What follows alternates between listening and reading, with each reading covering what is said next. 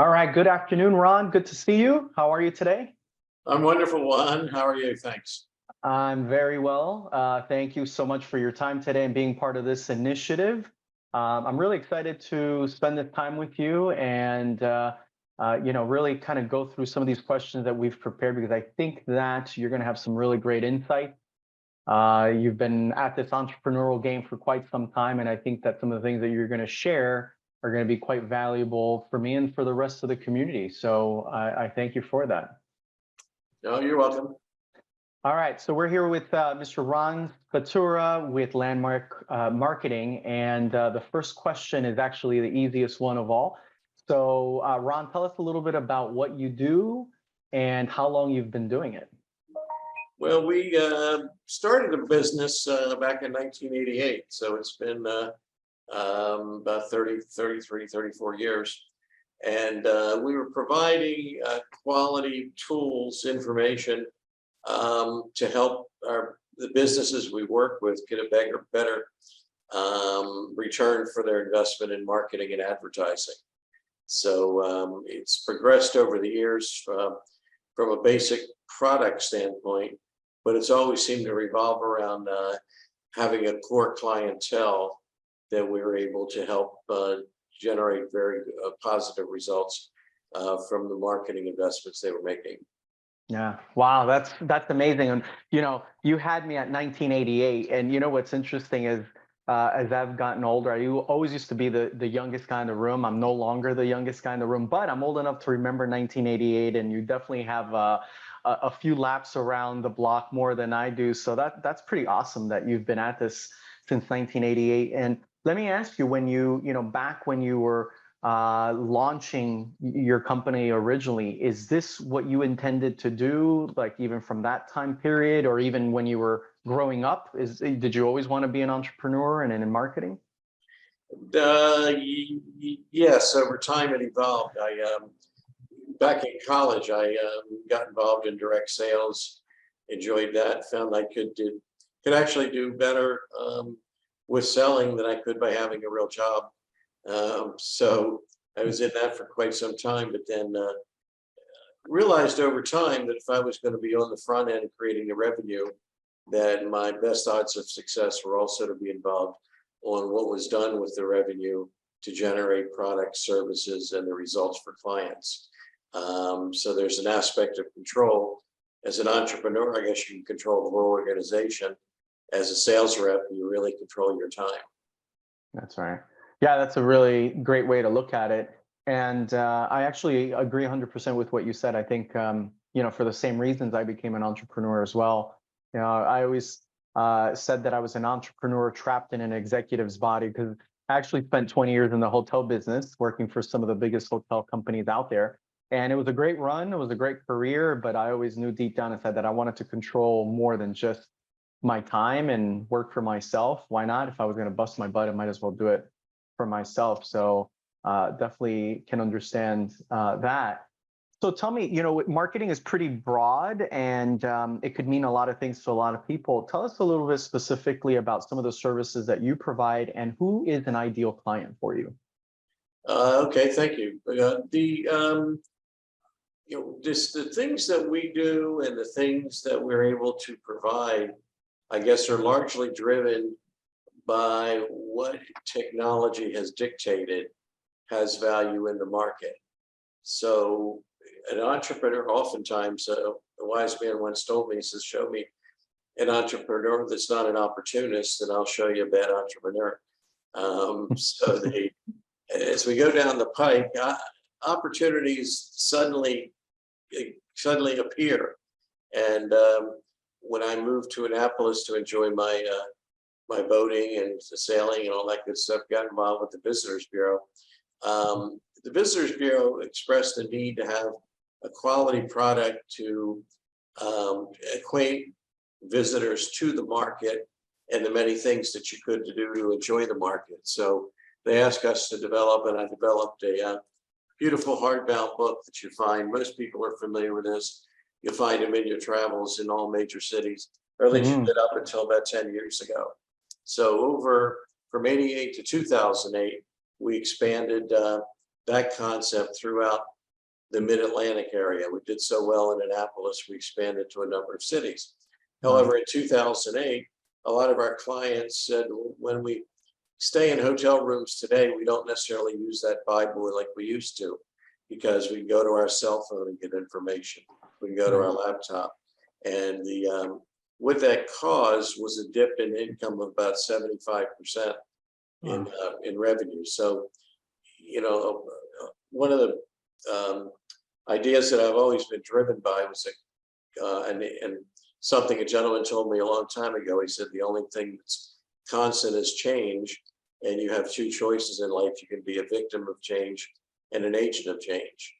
Well, in 1988, I was an agent of change because I was bringing a new concept to the market that people were buying into. In 2008, the clients I had were moving away from us because we were swimming against the tide. They're moving in the digital direction, and we're in the print publishing direction. So to answer your question, what we did is we got into the digital market and found ways that we could provide services. And we found there was a real niche and opportunity, because business people like you and I, often we can't instantaneously re-educate ourselves and get get an MBA in digital marketing or technology as relates to advertising. So there is, and there still is, and there still today is an interesting situation or opportunity to help nurture people through understanding the better ways to invest ad dollars today. 90% of traditionally ad dollars are wasted. Pick up a magazine, listen to the radio. What percentage of the ads are you interested in? Maybe 5 or 10%. So what we can do today is we can identify an individual that goes online and is looking for information on restaurants in the area. What technology allows us to do is better target where your investment goes. Advertising is largely who sees your information and how effective is what they see. Right. Yeah, that's brilliant. I mean, lots of really great gold nuggets of information there that you shared with us. I mean, the biggest takeaway from what you said that I took was just evolving, adapting, and I love that you chose to not be a victim of change in 2008. And let's face it, you know, there's companies like Blockbuster, and we could probably name 10 just off the top of our head that were so in love with their concept that you know, they basically ultimately met their final doom because they didn't evolve, adapt, and get in front of things as opposed to just playing catch up all the time. So that's pretty amazing. So, you know, and obviously, as I mentioned to you before we started, is that you know, part of the goal with this video is also as an educational piece to either aspiring or other entrepreneurs and business owners who are already at it. And one of the things that I find fascinating is when I ask business owners this question right here is, so what's been the biggest learning since you started in business? Like lesson number one that you could share with a potential viewer. Well, lesson number one, and that's an area that is one of my next future businesses, is education and seminars on the art of pivoting.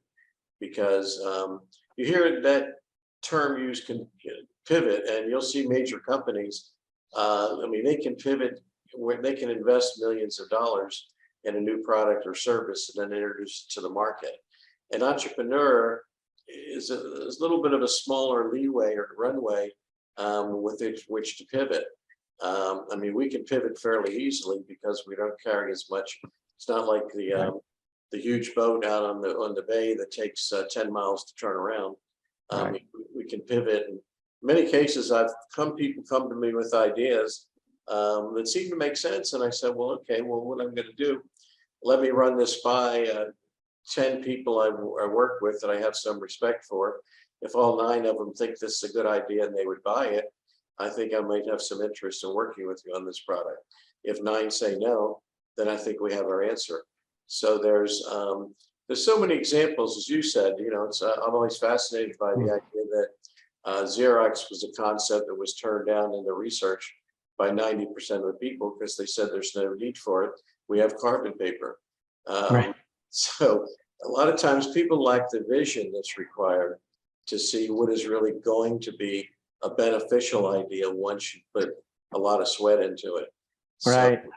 But They were too early. They were probably ahead of times and we just didn't see it. I mean, even things like Bitcoin as an example, right? Like when that, the cryptocurrency first came out, I mean, that was a lot of the people saying is that like, this will never catch on and, who needs this? And certainly it's here to stay in different versions, but it's here to stay. And we can name a lot of different kind of game changing concepts like that. well, there are also 100,000 people that were well rewarded for being in the early stages of Bitcoin. Sure. So it is very well rewarded if you can be on the cutting edge of technology and get there in the early stages.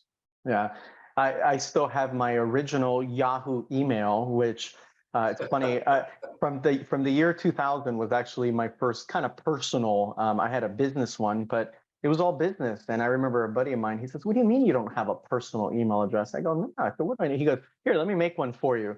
That was in 2000. I still have that same Yahoo address. And I remember telling him, I'm like, I don't think I'll ever use it, but go ahead and build it. Well, to this day, I still have the same Yahoo address, right? So, Right? Yeah, it's uh, amazing, isn't it? it really is. So tell me what's next for you and your company. What are you guys working on now? And what do you see as a potential next challenge or just thing to work on either for you, for the industry, or even for us as entrepreneurs? What's that next big challenge? We just got past the pandemic. We're dealing with impossible inflation and some other logistical things going on. What do you see as the challenge moving forward? Well, the challenge for us as we pivot into a different arena, I mean, we have looked at and do quite a bit in terms of the digital. But digital has very quickly become a very crowded space, with Facebook, Google AdWords, and a myriad of independents selling products that look and sound similar. That's good and that's bad. It's good in that sometimes it's harder to get a business owner's attention because they're overwhelmed and deluged with people doing what sounds like they're similar. Where it becomes a benefit is there's so many people that don't deliver a quality finished product. I mean, my partner can look at, I'd say, a website within, within about 3 minutes, he can tell you 8 things that are wrong with your website. How quickly does it load? There's, on and on and on. So there's a real expertise in some of these new arenas that we're able to go into without really any kind of licensing. It's not like you have to become past the bar in order to design a website. Just say, well, I can design a website and let's see what happens. So the answer to your question is markets as they get reborn, and oftentimes the early birds don't get the worm. The early birds create opportunities for people that do the job better, that get into a second tier. However, a lot of websites are now transitioning and going away into a whole different functional aspect, where you'll go into the website and it'll work you through the closing process. So there's a lot of new technology, new ideas that come in, and it's our challenge is keeping up with those quickly enough to share that with our clients. And I guess what's next for us is really perfecting the situation where marketing today, marketing today used to be, we joke about it and call it spray and pray. That's right. Put an ad out, spray and pray something happens. Today, you talk to people and they say, well, I do this and I get $5 back for every dollar I spend. I do this and I get $8 back. It's becoming very tangible in terms of the ability to create measurable returns. So now the game has changed, because now the expectations of the educated consumer are to be able to see bottom line results. We had, in our quest to make our clients get even better results, we just teamed up with a company called Celebrations, which is exploding. And they've for restaurants, one of the most important niches that we're able to influence is the birthday market. 70% of people that celebrate a birthday are going to go out to eat. Question is, can I get them to come to your restaurant? Well, we have a database of about 22 million people a month celebrating a birthday. And Wow. when we reach out to those people, the interesting thing that we found is the most effective thing is not an email, is not Facebook, is not anything with technology. The thing that's most effective is sending them a birthday card. Now, birthday card, you spend $5 or $10 for it, but we do a beautiful customized card that'll personalize, and it'll say, happy birthday, John. Come into Ron's restaurant and bring all of your friends. And here's a nice little gift that you can use toward that. And Interesting.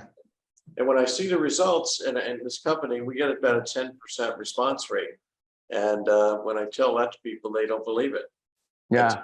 Do it, but it's just amazing how well that works. Yeah, that's great. So there's still mail, there's still, and I heard that direct mail actually did a big comeback during the pandemic because people were at home, people were bored, so I definitely believe it that there's still a very powerful space in that, because to your earlier point, digital world has become very cluttered and very chaotic. And so it's easy to just reach in and grab something that you can touch and you can see. So we're looking to develop a whole new group of 50, 100 clients over the next several months. So we go back to the same old challenge of how do I get in the door? How do I convince you to give me 15 minutes? Business owners are inundated with many different options. So you kind of have to set yourself apart. Sure. So I'm going to try to squeeze in two last questions here. I'm being mindful of your time. So one is, what would you say to someone who is looking to get started in business right now, first time, young whippersnapper in the year 2022? What would you say to that person? Well, there's several things in terms of pivoting or starting up the first time. One significant thing is you have to give yourself a long enough ramp to go on before you take off. So if you need $10,000 a month and you're starting a new business, that may not be a good idea. But if you're young and you're living at home and you don't need money, then you're going to give yourself a ramp or enough time to make whatever you're doing because it usually doesn't happen overnight. You got to give it effort and time. So that's number one, is make sure that you're financially in a position, where you can give yourself enough time to succeed. Secondly, is don't think that everything that you are going to try and make work is going to work. You may have to fail fast so that you can move to the next idea. And then thirdly, and most importantly, is make sure that whatever you make a commitment to, that you have a passion for. If you're not passionate, that's so true. If you can't sell yourself, how are you going to sell the next guy, right? Yeah. So you got to have a passion and a belief. So if you love sports, maybe do something with sports. If you love clothing, maybe do something in clothing. If you love technology, do something in technology. Boy, those are really three great pieces of advice, and I hope that someone really not only listens but really follows through on that, because I think you nailed it. And nowadays anything is possible. So it's not like the old days where, like, you live in a small town and then there's one big factory and you just assume you're going to go to that factory to go to work, right? So the fact that we have choices, I mean, we're a global marketplace now, global economy. I think you're absolutely right about, might as well do something that you're passionate about. And I'd say there's a fourth thing now that I'm thinking about it here a second, is up on this shelf and on that shelf and the shelf behind me is books like Shoe Dog was one of the best books I've ever read about the founding of really entertaining, well-written by the not Adidas, I'm sorry, by the shoe guys, why it's called Shoe Dog. But when you read the books about all these successful entrepreneurs and the way they got there, you really realize. I finished reading the one that Michael Dell did, which is Fight Fair but Win, I think was the name. And now when you can listen to these on your cell phone while you're sitting by the pool, chilling out, it makes it a lot easier than it was in the old days. But that inspirational and realizing that most of these people that have been enormously successful didn't happen overnight. Right. They paid the price, and people in the future, you've got to pay the price in order to get the big wins. That's right. So very true. Love that. And so if someone's watching this video and says, wow, this Ron guy is really cool, I'd like to learn more about him and his company. If you can just tell folks how to get in touch with you, what's the best way to reach you? Ron at landmarks.digital. Landmarks.digital, no .com required. Landmarks.digital. Phone number 443-871-0857. And our website is landmarks.digital. Fantastic. Love that.